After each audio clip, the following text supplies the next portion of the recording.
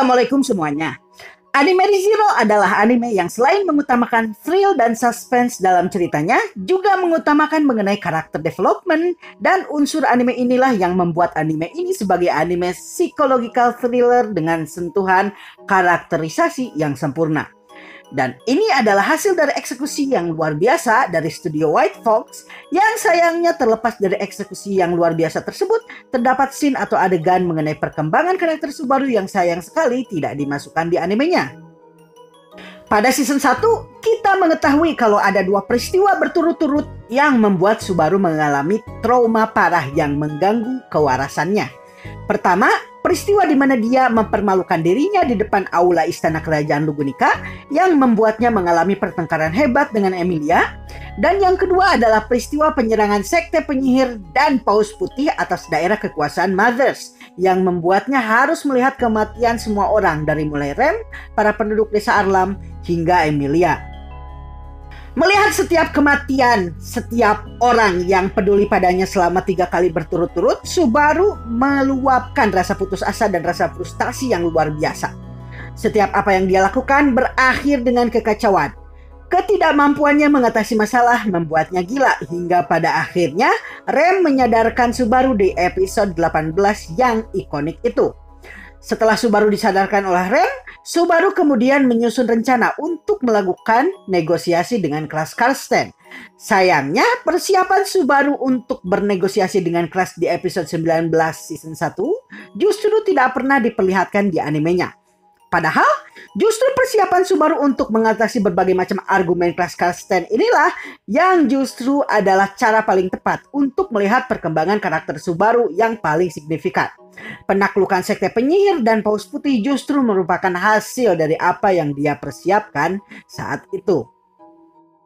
Melalui 3 kematian Subaru, Subaru berhasil mengobservasi fenomena-fenomena yang terjadi dan mengambil kesimpulan tentang informasi-informasi penting yang dia peroleh yang bisa dia gunakan untuk keuntungannya dalam negosiasi dengan kelas Karsten. Dari kematiannya ini, dia mendapat 14 fakta, kesimpulan, dan informasi berharga.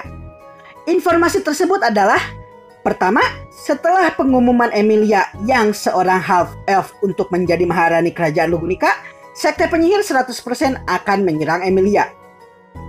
Kedua, beberapa anggota sekte penyihir telah tersebar di dekat kediaman Roswal pasca pengumuman para calon kandidat ratu dan memutuskan menunggu beberapa hari untuk menyerang. Juga informasi mengenai tangan tak terlihat Betelgeuse yang saat ini hanya bisa dilihat oleh Subaru. Ketiga, Subaru memiliki bau penyihir yang kuat sehingga dapat dipastikan kalau para anggota sekte penyihir tidak akan secara aktif menyerang Subaru. Keempat, Roswal harus melakukan kunjungan ke beberapa bangsawan kuat untuk pencalonan Emilia sehingga Rem dan Subaru tidak bisa menghubunginya. Kelima, waktu yang dibutuhkan oleh Subaru untuk kembali ke kediaman Roswal adalah setengah hari. Dengan kemunculan paus putih, sekarang Subaru membutuhkan waktu 2 hari untuk kembali ke kediaman Roswal. 6. Reinhard meninggalkan ibu kota dan para kesatria kerajaan tidak mau ikut bergerak. 7. Paus putih merupakan binatang penyihir yang sangat kuat dan bahkan mampu membunuh pedang suci sebelumnya. Tidak lama lagi, paus tersebut akan muncul dan menghalangi mereka menuju ke kediaman Roswal. Kedelapan, terjalinnya kontrak antara Crash dan Emilia dan Subaru diperlakukan sebagai tamu di kediaman Karsten. Kesembilan, lalu lalangnya kereta naga dari dan ke kediaman Crash begitu sibuknya bahkan di malam hari.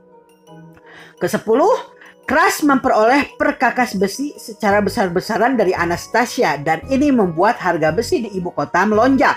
Tidak hanya itu, jumlah kereta naga di kota pun menjadi sedikit. Kesebelas, petunjuk yang ditinggalkan Russell Fellow, yaitu negosiasi yang tidak berjalan lancar antara Russell dan Crash. Namun Russell kemudian mengatakan bahwa jika tujuan Crash berhasil diperoleh, maka itu akan menguntungkan kami dan keinginan dari Wilhelm, entah siapapun kami di sini. Ke-12, kemampuan Crash untuk mengidentifikasi kebohongan. Ke-13, karena pajak tinggi perdagangan, Crash tidak terlalu dilihat secara positif oleh para pebisnis dan pedagang. Dan terakhir ke-14, Anastasia sedang berusaha mengumpulkan informasi tentang kelas, juga tentara-tentara bayaran yang dia miliki tetap berada di ibu kota. Dengan informasi-informasi ini yang dia peroleh dari kematian-kematiannya sebelumnya, dia bisa memperoleh beberapa kesimpulan mengenai apa yang sebenarnya terjadi dan bisa mempersiapkan diri. Dari petunjuk informasi pertama dan keempat, yaitu pengumuman pencalonan Emilia sebagai calon Maharani Lugunica yang berujung pada penyerangan wilayah Mothers oleh sekte penyihir, dan perginya Roswaal yang mengunjungi beberapa bangsawan kuat demi memperoleh dukungan, Subaru mengerti kenapa Rem yang seharusnya ada di kediaman Roswaal untuk menahan serangan sekte penyihir di wilayah Mothers justru malah bersama Subaru di kediaman Karsten. Dari petunjuk tersebut, Subaru menyimpulkan bahwa Rem diberikan misi lain oleh Roswaal, dan misi tersebut diduga adalah pembentukan aliansi antara faksi Emilia dengan faksi Kras Karsten. Selanjutnya, mengingat Rem tidak keberatan memberikan informasi kepada Subaru, Subaru akhirnya menanyai Rem dan dia pun akhirnya memperoleh informasi ke-15 bahwa Emilia mencoba untuk membentuk aliansi dengan Kras dengan menggunakan hak pertambangan batu sihir sebagai penawaran. Namun Kras tidak puas dengan pembicaraannya dengan Emilia dan pembicaraan pun tidak berakhir dengan baik. Selain itu, dia juga memperoleh petunjuk ke-16 bahwa Roswaal juga memberikan perintah kepada Rem untuk tidak mengizinkan kepada Rem untuk memberitahukan kepada Subaru mengenai misi Rem yang sesungguhnya, kecuali kalau Subaru mengetahui dengan menemukannya sendiri. Tampaknya hal ini menjadi tes yang Roswaal berikan kepada Subaru untuk menguji kemampuannya. Melalui semua fakta-fakta ini, Subaru akhirnya menemukan beberapa solusi. Karena pada fakta nomor 2, para sekte penyihir yang telah tersebar di hutan-hutan sekitar kediaman Roswaal juga pertimbangan mengenai fakta nomor 5, yaitu Paus Putih yang mencegat jalur di daratan tinggi Lefaus dan membuat siapapun yang mestinya sampai setengah hari dalam keadaan normal menjadi terlambat 1,5 hari untuk sampai ke kediaman Roswaal. Juga fakta nomor 7, mengetahui betapa kuatnya Paus Putih tersebut yang bahkan bisa membunuh pedang suci sebelumnya, yaitu Theresia Pan Astrea, maka aliansi terbaik adalah Kras. Hal ini karena fakta nomor 6 dan 8, yaitu Reinhard diberikan misi lain yang membuatnya meninggalkan ibu kota. Sedangkan para kesatria kerajaan tidak bisa diandalkan dan tidak mau bergerak, sehingga faksi Kras tidak memiliki kekuatan yang cukup memadai dalam agenda yang tanda kutip ingin mereka lakukan. Tidak hanya itu, Subaru diperlakukan masih seperti tamu karena posisinya dianggap mewakili faksi Emilia di kediaman Kras, sehingga pendapatnya masih dihormati. Sedangkan seperti yang kita tahu, Anastasia dan Priscilla Bariel memperlakukan Subaru seperti bukan siapa-siapa. Persiapan selanjutnya adalah mengetahui apa yang Kras inginkan untuk memudahkan negosiasi dengan Subaru.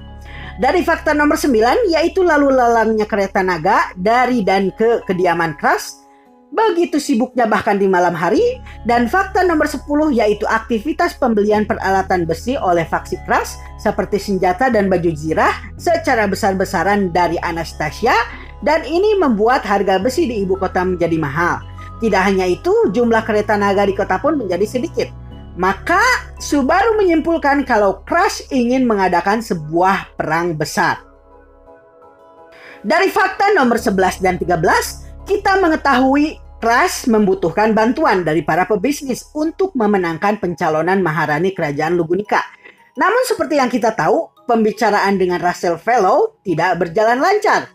Ditambah lagi dengan pajak yang tinggi yang diterapkan oleh Kras Karsten membuatnya tidak populer di kalangan pebisnis dan pedagang. Dan ini bisa dimanfaatkan oleh Subaru. Karenanya kita bisa menyimpulkan kalau Kras Karsten memiliki dua keinginan utama. Yang pertama, dia ingin meminimalisir jumlah korban mengingat Paus Putih adalah salah satu dari 3 binatang jahanam terkuat. Dan tentu saja dia menginginkan informasi yang bisa memperbesar kemungkinan kemenangan mereka atas Paus Putih. Dan yang kedua, dia ingin memperoleh dukungan para pebisnis yang memang tidak terlalu menyukai Kras dan kebijakan-kebijakannya di wilayahnya. Untuk ini, Subaru kemudian menggunakan handphonenya atau metianya sebagai bahan negosiasi dengan Russell Fellow. membuat Russell yang mewakili para pebisnis akhirnya menyokong Subaru. Tidak hanya itu, dia juga menghubungi Anastasia mengenai bahan negosiasinya dengan Russell Fellow. Anastasia pun setuju dengan upaya Subaru dan mendukungnya. Dengan dua pebisnis besar menyokong Subaru, pihak Crush pun kesulitan untuk memperoleh informasi dari Subaru. Dan terakhir, dalam negosiasinya dengan Crush, Subaru memiliki satu kekurangan, yaitu dia tidak bisa berbohong. Sedangkan kita tahu kalau Crush bisa mendeteksi kebohongan dengan Divine Protection of Wind Indication yang dia miliki.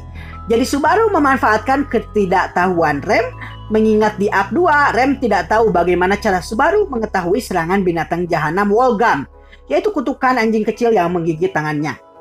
Ketika Subaru mengeluarkan handphone atau metianya, Rem menganggap kalau metia tersebut adalah alat untuk mendeteksi kemunculan binatang jahanam. Dan Rem lah yang menjelaskan mengenai fungsi metia tersebut kepada Crush. Crush yang menganggap kalau Rem tidak berbohong, akhirnya menyangka kalau handphone tersebut memang benar-benar alat yang bisa digunakan untuk mendeteksi binatang jahanam. Padahal sebenarnya itu cuma alarm handphone yang menyala.